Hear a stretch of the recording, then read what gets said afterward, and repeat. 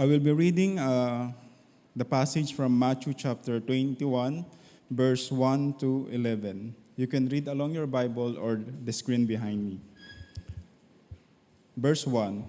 One day drew near, Now when they drew near to Jerusalem and came to the Bethphage, to the Mount of Olives, then Jesus sent two disciples, saying to them, Go into the village in front of you, and immediately you will find a donkey tied and a colt with her. Untie them and bring them to me. If anyone says anything to you, you shall say, The Lord needs them. He will send them at once. This took place to fulfill what was spoken by the prophet, saying, Say to the daughter of Zion, Behold, your king is coming to you, humble and mounted on a donkey, on a colt, the foal of a beast of burden. The disciples went and did as Jesus had directed them. They brought the donkey and the colt and put on them their cloaks, and he sat on them. Most of the crowd spread their cloaks on the road, and others cut branches from the trees and spread them on the road. And the crowds that went before him and that followed him were shouting, Hosanna to the Son of David. Blessed is he who comes in the name of the Lord. Hosanna in the highest. And when he entered Jerusalem, the whole city was stirred up, saying, Who is this? And the crowd said, This is the prophet Jesus from the Nazareth of Galilee. This is the word of God. Thank you. Dear Lord Jesus, we love you. We adore you.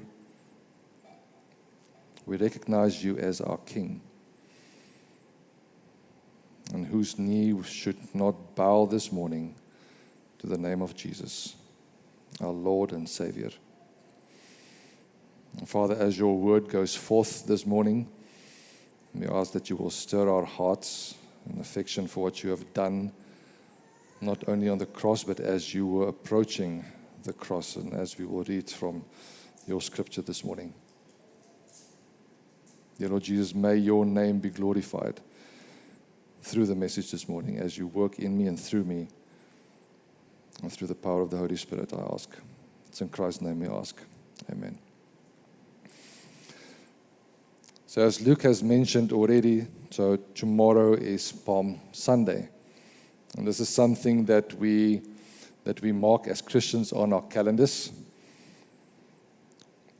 But as we will see through all of this, it is also something that we tend to neglect as we put our focus more towards on the crucifixion and on the resurrection. And I think by introduction this morning, I would like to start off by having a very familiar incident. So in 1961, President John F. Kennedy had a challenge. And his challenge was that by the end of the decade, he wanted to put a man on the moon. And the first men traveled to the moon during the NASA Apollo 11 mission, landing on the moon on 20 July 1969.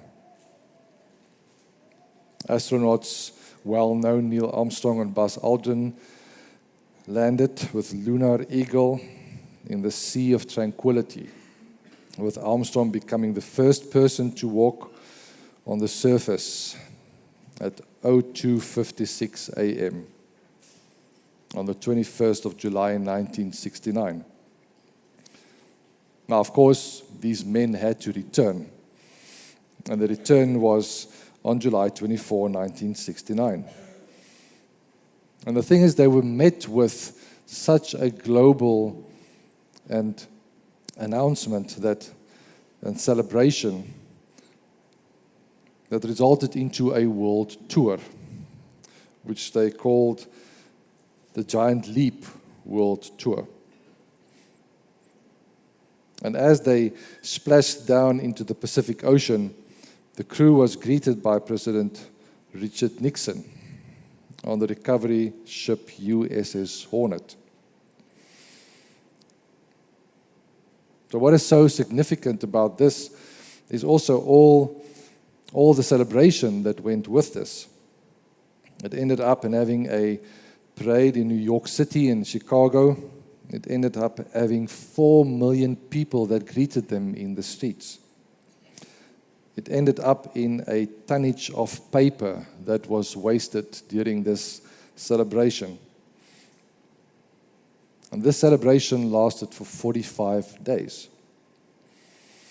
They were even invited to a state dinner, and they were given a Medal of Freedom. And also, as celebrated July 20th, it's celebrated as International Moon Day. And in a very similar way, we see Jesus entering in Jerusalem, but with quite significant differences. You see, the difference, as you will see, is that most of them did not even know who Jesus was. And also, those who did think they knew Jesus had the misperception of the king that would come to save them, but was totally wrong about their perception. So to start off this morning, we need to ask ourselves the question, who is this Jesus? And the only thing is we can turn to God's word this morning. And in this word, inspired and divine, we will find the truth of who Jesus is.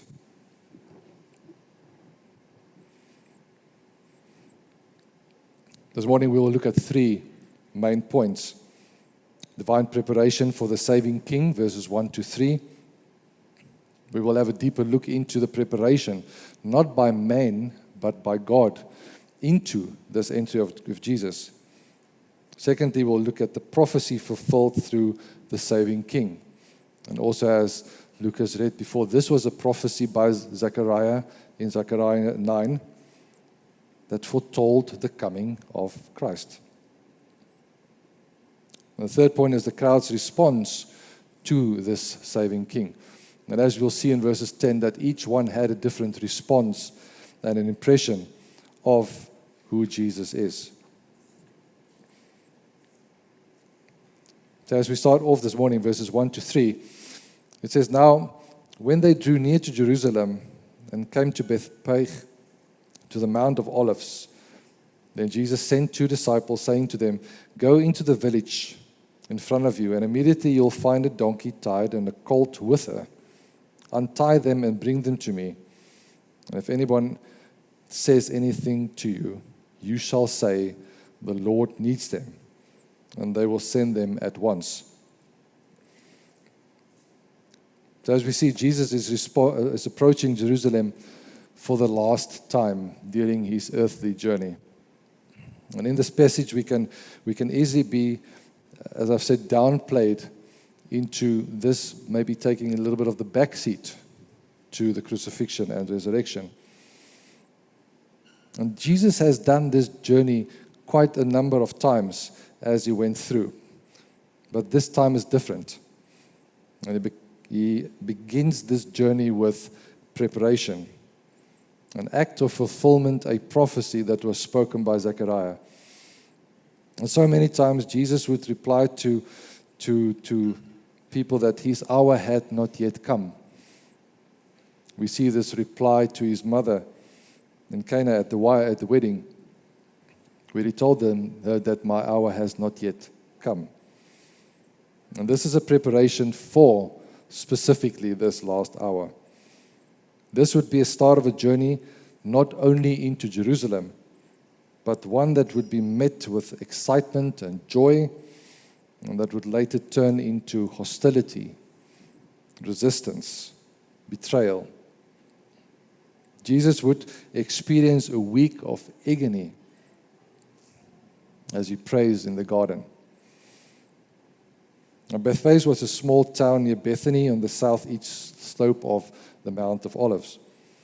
And we see Jesus give specific instructions to his disciples, and he sends them into a village. And when he gives the specific instructions, he does so with a foreknowledge of where they would find the donkey and her colt. and that they would be tied up, and possibly if they would ask why they take it, that they would have a response, that the Lord needs them. And this sign once again proves to his disciples the divine nature of Christ. His authority and his omniscience to his disciples. Even from time to time we saw that Jesus had reminded his disciples from time to time who he was. And so he does through this sign, and so they will also find this donkey. And with the assurance, if someone asks anything, you shall say to them, the Lord needs them. The Lord. Jesus is not asking them anymore, who is the people saying who I am? Jesus are telling them, I am the Lord. I am the one who needs this donkey and her colt. I am this Lord who is now sending you. And I think we are starting to get the picture of how many times we find ourselves in the shoes of the disciples. Only being human, only being fallen as a result of sin, we need constant reminding of who Jesus is. Reminding us that he is the Lord, our God, and while he was walking this earth, ruled over his creation in all authority. Sign after sign, we read in Scripture how Jesus turned water into wine, how he healed the sick, the blind who could not see after many years came to see, and 5,000 were fed. Who can explain this? Time after time, you fell on your knees as you prayed for financial relief, as you prayed for a daughter, a son, a husband, a colleague that needs saving from this fallen world. And the Lord answered. Who can explain? Time after time, we have to be reminded that our hearts are prepared through the divine authority of the saving King, Jesus. And sign after sign, his disciples need one more reminder as God prepares him for the way that Christ had to go. It is divine will and providence had to be fulfilled. So what we see is that this entry in Jerusalem was not one of war, with Jesus riding into Jerusalem as a war hero, with mighty soldiers following. No, Jesus is not telling his disciples to go into the town in front of them to find him a horse and chariot. Jesus is not telling them, so by the way, if you're on the way, you'll find someone with a sword. Bring the sword and the armor to me. But what we see is that Jesus sends them into the town in front of them to bring him a donkey. And this was the posture of someone, as we've seen, this is the posture of someone not going into war. But here we see our Lord Jesus telling his disciples to fetch him a beast of burden, a donkey, a meek and humble animal, very much to the character of a servant. Cast all your burdens upon me, and I will care for you. The Prince of Peace was preparing to ride on the back of a colt with his mother next to him, giving him assurance as they were going into Jerusalem. And through many commentaries, we notice that the colt's mother had to go with him because this colt probably has not been ridden before. So with all the people shouting next to the road, this poor colt could be very much distracted and could go in a different way.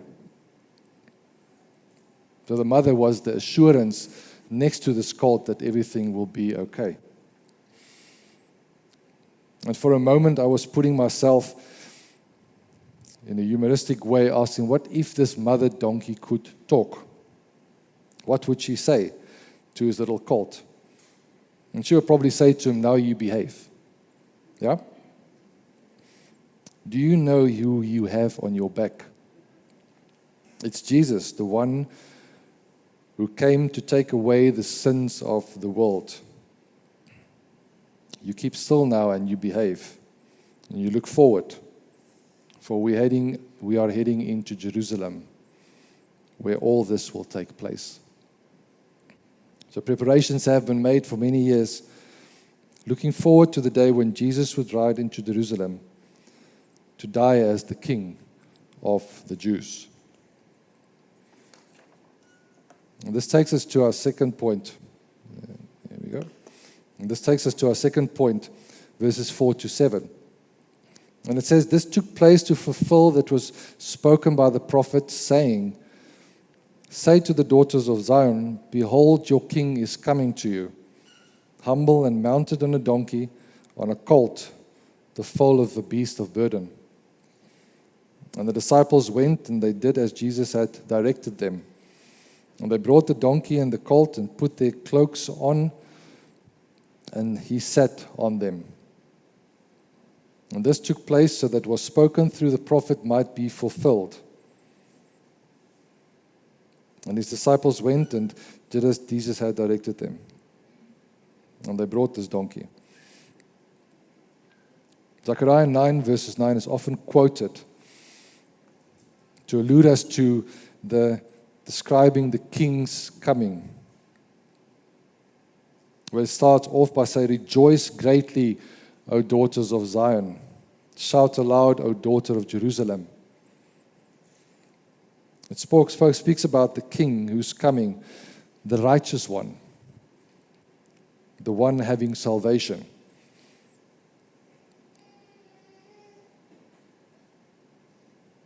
And this is how our God came, as humble, mounted on a donkey. Prophets were God's mouthpiece to speak to his people in the Old Testament. Prophecies could contain warnings of all sorts, as we have seen with Israel being warned time and time again about their covenantal disobedience, which eventually resulted them in being exiled in Babylon. But we also see prophecies of hope, of salvation to come. And within biblical context, these prophets that were spoken to were written down. They were written down for the reason so that when it's been recorded, then it would also be known when it comes to pass, being fulfilled. About the divine preparation for the saving king who would come. Just a couple of weeks ago, I did an assignment on comparing the biblical prophecies versus near ancient prophecies. And it was trying to argue the ancient Near Eastern prophecies, if they were valid and if they were not valid.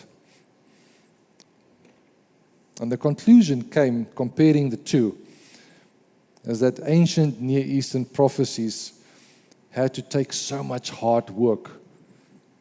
And what came to pass was not the work of God, but it was the work of man.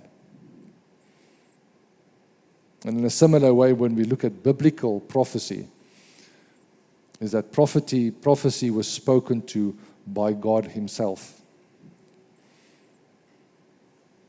And the prophet who delivered this message compared to the one from the near ancient was not to find a place in the kingdom of the king, but God spoke to a prophet so that we might find our way to his kingdom. So I'm trying to say is that the source that these prophecies comes from could not be denied, that the prophecy that comes from the word, from God's mouth himself, could not be denied. For a prophecy to be fulfilled, it means that, as in chemistry or in science, those of you who are teachers, knows that for every action there is a reaction. There's a reaction that proves the theory correct, and if the theory is not correct, you start over again. And this is where prophecy spoken by Zechariah, as we read earlier, had to be fulfilled. This is what makes the Word of God amazing, filled with the truth. When things prophecies that were spoken come to fulfillment. It means that Scripture is both inerrant, without error in parts, and that all is infallible, and that Scripture has no mistakes. Zechariah likewise speaks of salvation of Israel. In verse 9, he speaks of the king who is righteous, bringing salvation, riding on the donkey. He speaks of the righteous one, and it's the righteous one that can only bring salvation. He says, I will set the prisoners free from the waterless pit, and it introduces a section that describes the coming king.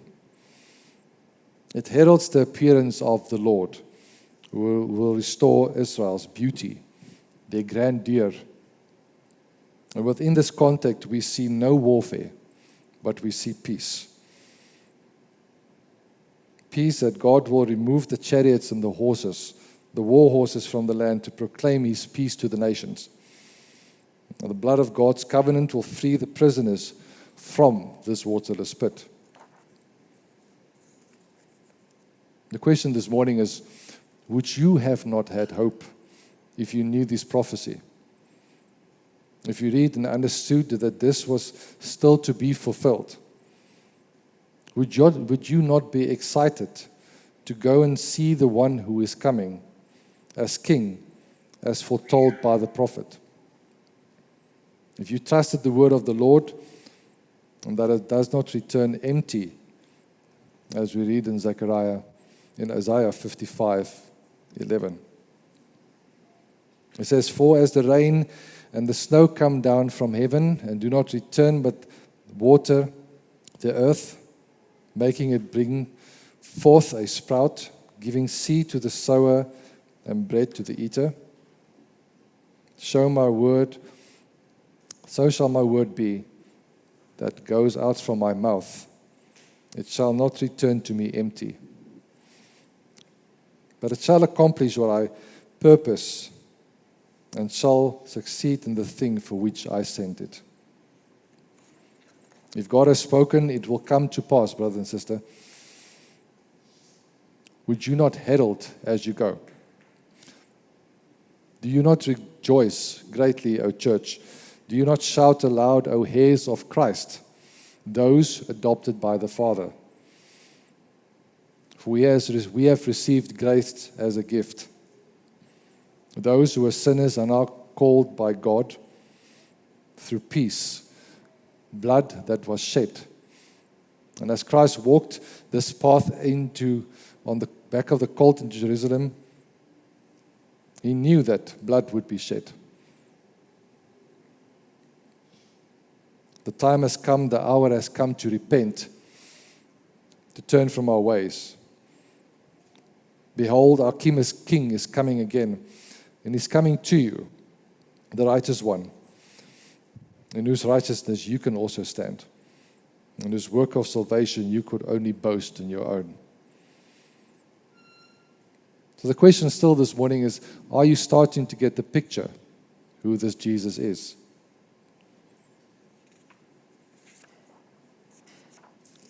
It takes us to the last passage, verses 8 to 9. And the crowd's response to the saving king.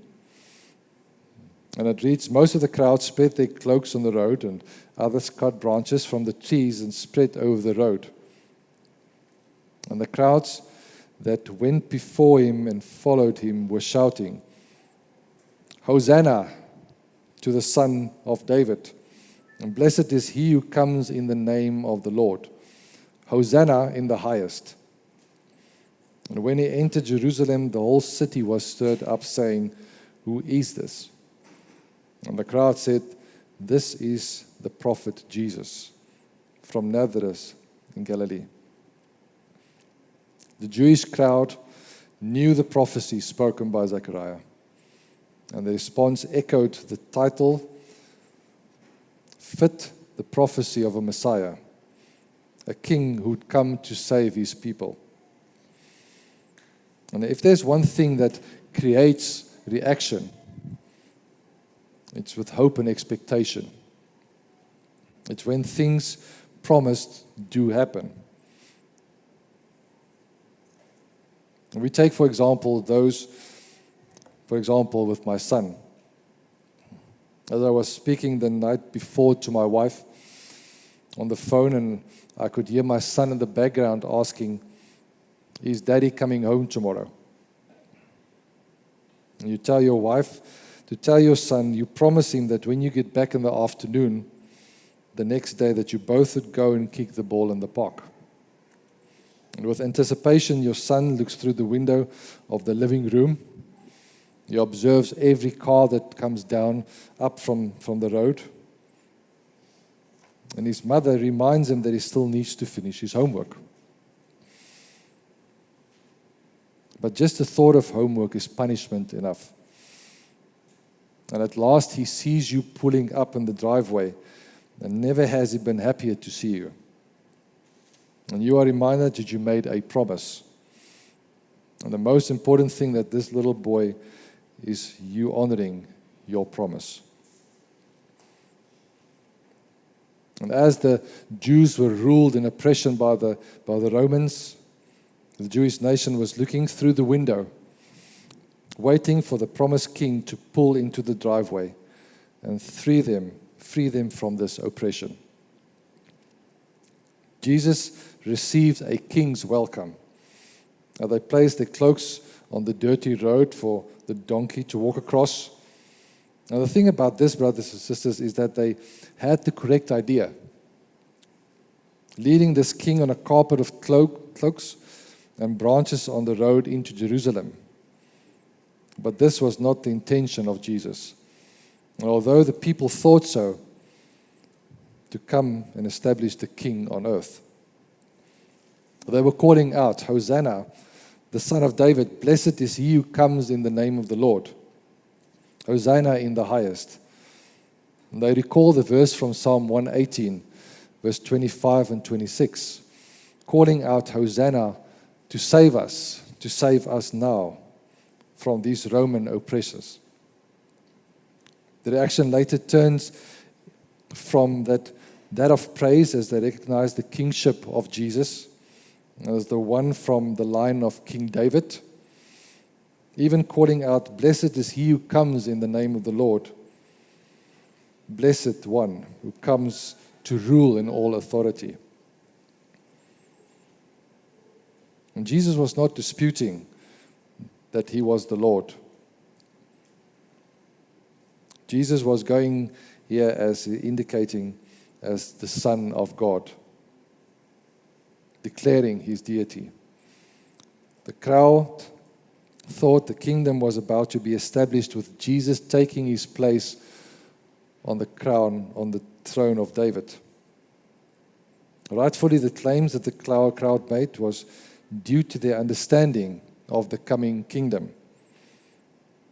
They acknowledged the signs and the wonders, but if they've just understood what this meant. As John writes, that he was the one who takes away the sins of the world. And as they rejoice and as they sing out and as they cry out, "Hosanna, he who comes in the name of the Lord," in only a week's time they will be crying something different. In a week's time they will be shouting, "Crucify him." In a week's time they will be mocking him as they nail above his head, "Kings of the Jews." As the thorn crown is pressed into his head and blood flowing down his face, have they only known that who this Jesus was. This is how fickle people are.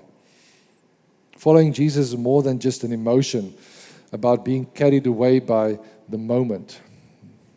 It means being rooted in the knowledge who Jesus is and being committed to it every day. A prophecy from Zechariah could also have an eschatological meaning for us, meaning that it foreshadows what we have the hope of Jesus' return. The one that rules from the sea to sea, from the river to the ends of the earth. The one who was about to spill his blood as he was riding into Jerusalem. Riding towards a hateful people who fail to see who Jesus is, whom he will see not to honor himself as the Son of God. They will not take him from town to town, heralding what the prophet Zechariah's prophecy had come true. As we will see as Jesus is approaching his last hour, that he will be taken outside the city as a criminal, nailed to a wooden cross. A question this morning, if you have not answered yet, is, or if you're starting to get the picture, is who is this Jesus? He is the humble King, the Son of God, who for the hope that was set, for the joy that was set before him, triumphantly rode on the back of a colt. Divinely, God prepares the plan for the King of Kings to be exalted, who was humbled and who was to be exalted on a cross for all to see. Who is this Jesus? The Messiah, Hosanna in the highest, who was humbled for you and me, but took his place on the throne at the right hand of the Father, having completed, having saved a sinful people, allowing those who put their faith in him to join with the heavens in everlasting praise.